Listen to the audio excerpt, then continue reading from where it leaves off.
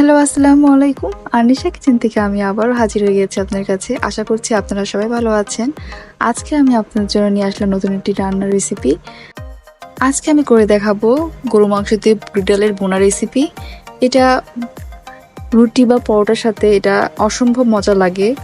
তবে ভাত বা পোলার সাথে এটা খেতে কোনো অংশে কম না, খুবই মজা লাগে এটা।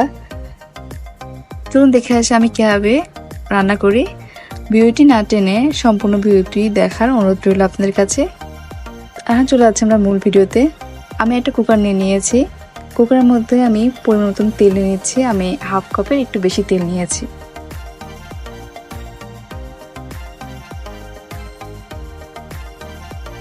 এরপর আমি এখানে অ্যাড করে দেব এলাচ, দারচিনি আর কিছু আস্ত জিরা।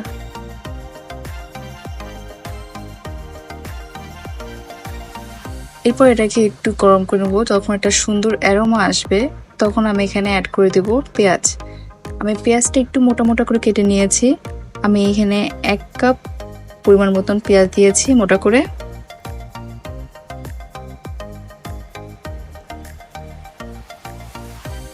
এরপর পেঁয়াজটাকে আমি একটু হালকা ভাজা ভাজা করে নেব।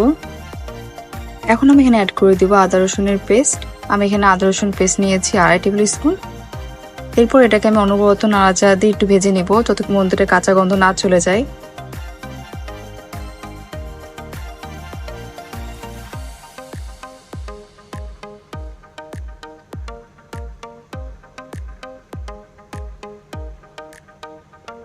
যখন এটা ভাজা ভাজা হয়ে যাবে আমি এখানে গুঁড়া মশলা অ্যাড করে দেব।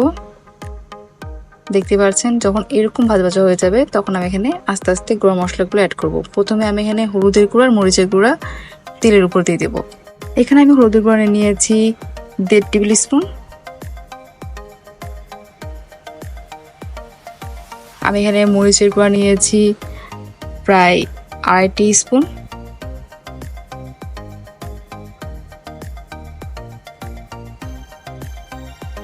এরপর এটাকে আমি ভালোভাবে নাড়াচাড়া দিয়ে মিশিয়ে নেব।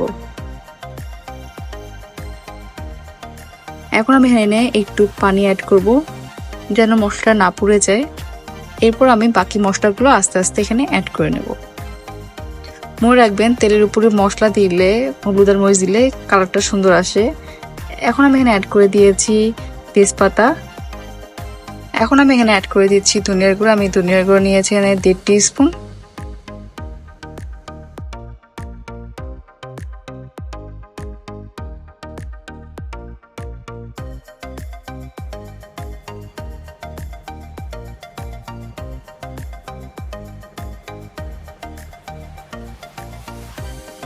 আমি এখন এখানে 2 টিস্পুন আমি ভাজা জিরার গুঁড়া ইউজ করেছি। আমি কোনো গুঁড়া ইউজ করি নাই, এটাকে ভেজে একটু একটু করে গুঁড়া করে নিয়েছি, তাহলে টেস্টটা ভালো আসে। দিয়ে এটাকে ভালোভাবে আমি কষিয়ে নিচ্ছি। আমি এখানে আরেকটু পানি অ্যাড করব।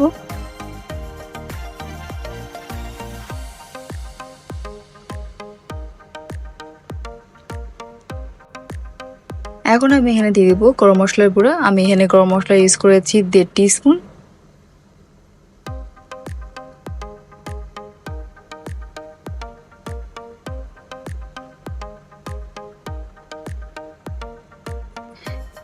এরপর এটাকে ভালোভাবে মেশানো হয়ে গেলে আমি মাংসটা দিয়ে দিব। আমি মাংসটাকে আগে থেকে ধুয়ে রেখেছিলাম। আমি আজকে চর্বি হাড্ডির সব টাইপের মাংস নিয়েছি।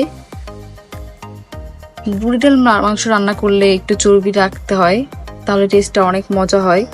আপনারা চেষ্টা করবেন চর্বিওয়ালা মাংস ইউজ করতে। এখন আমি এখানে অ্যাড করে দিচ্ছি রাঁধুনি যে বিফ মশলা পাওয়া যায়, ওইটা থেকে আমি 1 টেবিল স্পুন পরিমাণ দিয়ে এটাকে ভালোভাবে মিশিয়ে নেব। এটা অপশনাল, আপনারা না দিলেও কোনো সমস্যা নেই।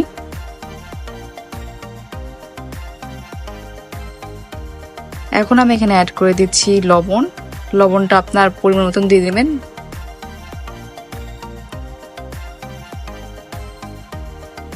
এখন আমি এখানে অ্যাড করে দিচ্ছি শুকনা মরিচ, আস্ত শুকনা মরিচ আমি মাঝখান থেকে ভাগ করে তারপর দিয়ে দিয়েছি এখানে।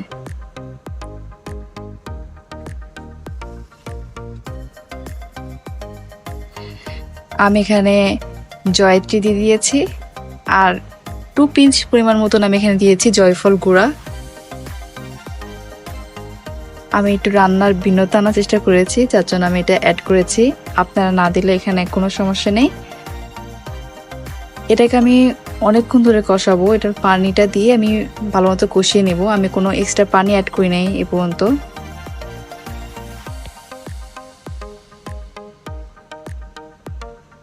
মাংস যত কষিয়ে রান্না করবেন, মাংসের টেস্টটা তত বেড়ে যাবে। যে কোনো রান্নায় আপনারা যত কষাবেন, সেই রান্নাটার টেস্ট অনেক বেড়ে যায়। যখন দেখবেন তেলটা আপনার উপরে ভেসে উঠেছে, তখন বুঝতে হবে আপনার মাংসটা ভালোভাবে কষে আসছে। আমি আর একটু কষিয়ে নিচ্ছি এটাকে।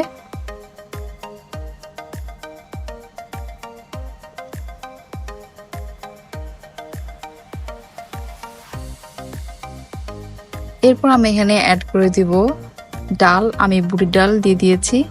আমি এটাকে আগের থেকে ধুয়ে এটাকে আমি দিয়ে দিব। আমি এখানে প্রায় 1 কাপের একটু বেশি নিয়েছি ডাল।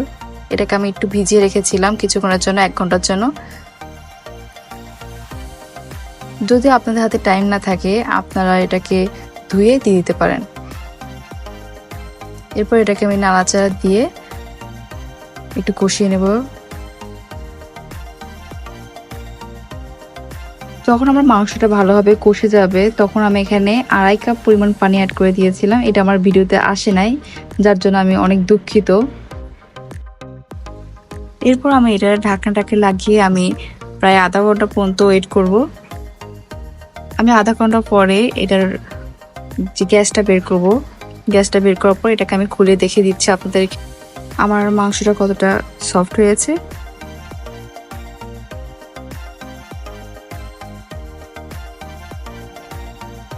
দেখতেই পাচ্ছেন আমার মাংসটা অলরেডি সিদ্ধ হয়ে গিয়েছে। এরপর আমি এখানে অ্যাড করে দিব 1 পিস মতন আমের আচার। এটা শুধুমাত্র ফ্লেভারের জন্য দিয়েছি, টেস্টটা ভালো আসে। আমার রান্না প্রায় শেষ পর্যায়ে। আমি নামানোর আগে এখানে কিছু জিরার গুঁড়া আর একটু গরম মশলা 1/2 টিস্পুন পরিমাণ দিয়ে আমি এটাকে নামিয়ে ফেলবো।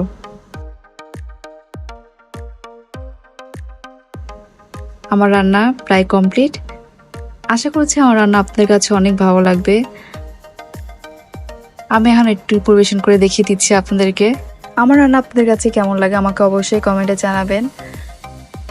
এখনও যারা আমাকে লাইক সাবস্ক্রাইব করে দেন নাই, অবশ্যই আমাকে লাইক সাবস্ক্রাইব দিয়ে আমার পাশে থাকবেন এবং অন্যদের মাঝে শেয়ার করে দিবেন। আপনার পাশে থাকলে আমি অনেক উৎসাহ পেয়ে থাকি রান্নায়। আমি এরকম নতুন নতুন ভিডিও নিয়ে আবারও হাজির হয়ে যাব আপনাদের মাঝে। আপনারা যদি কোনো অংশে রান্নার কোনো বুঝতে সমস্যা হয়, আমাকে অবশ্যই কমেন্টে জানাবেন, আমি আনসার দেওয়ার চেষ্টা করব। আজ এই পর্যন্তই। সবাই ভালো থাকবেন। আল্লাহ হাফেজ।